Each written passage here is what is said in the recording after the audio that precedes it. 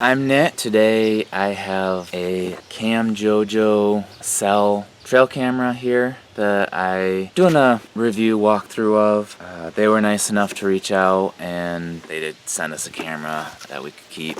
So I'm gonna unbox this, open this, and show some of the footage I was able to capture over the last week of owning it. First things in the box, a setup guide, and it looks like a make and model information about the trail camera. These came in really handy during the initial setup process, which the setup process was pretty quick in the grand scheme of things. It took me probably 15-20 minutes from start to finish, but I know during that initial setup, some questions I had surrounded the LED light indicators, and these guides were pretty helpful in helping me understand what exactly I was looking at. So also in here is a little hey, will you send us an Amazon review, and shows us what different items are compatible with the camera. Yeah, again, it's good to know what else is out there that might be compatible to improve the experience. So within the box was also the camera, which is this here. I'll get into that a little bit more in a second. The strap for tying it around a tree.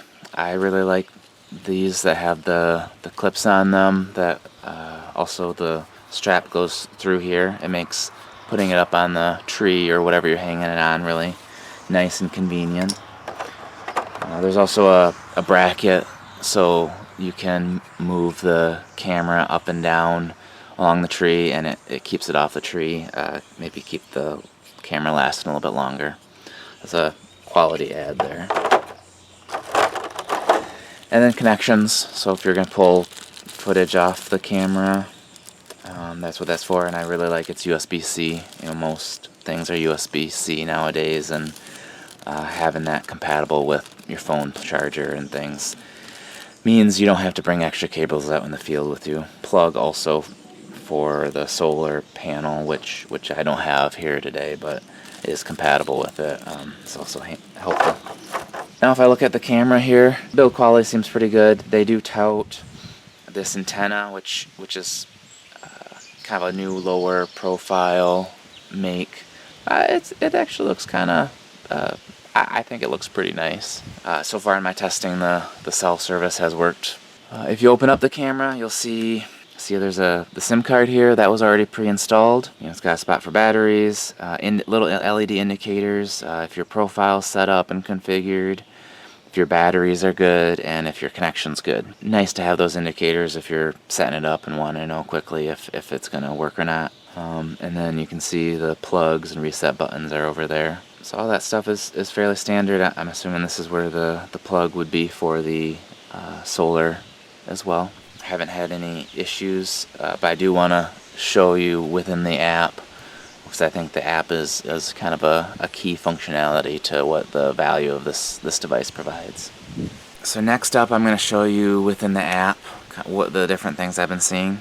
So like I said, when I first got it, I quickly set it up in my yard. The whole process took about 20 minutes to set up and even go through the updates. So it was a pretty quick process. Camojojo App on the marketplace, you can download it for free, and you can set up multiple cameras within it, even categorize them. So if you have multiple properties, you can kind of set them up within the different properties. It also does have GPS, so you can, maybe from a security perspective, you can kind of hopefully get it back if someone takes it, but then also, you know, look up, remember, oh yeah, where did I put that camera, or is that the camera I think I'm looking at? So you can kind of have some knowledge of, yeah, where the camera is at that time. Feature I think will be pretty handy as I use it more is there is some detection potentially of, was this a human that I saw, or was this an animal, was this a vehicle, and that's here. In my, again, limited testing, it did detect human pretty well. The unknowns was actually, I think, when I initially set it up, it was detecting a lot of motion from trees moving around here, and I was able to fix that a few different ways. The first way was in the settings.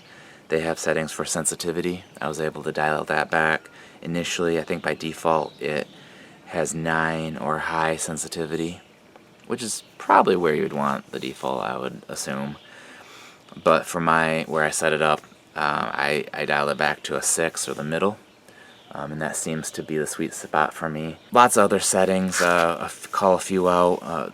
You can set up in low battery mode, or eco mode is what they call it, and it's just power savings, so that there's some special things it does to try to conserve battery life. There's also high battery mode or boost mode, which will maybe send higher quality photos to you more quickly often, so it's it'll consume more battery life. I left it on auto. I'm gonna see how it goes with the manufacturer's default recommended settings. Video size, time lapse, or delay between motion events.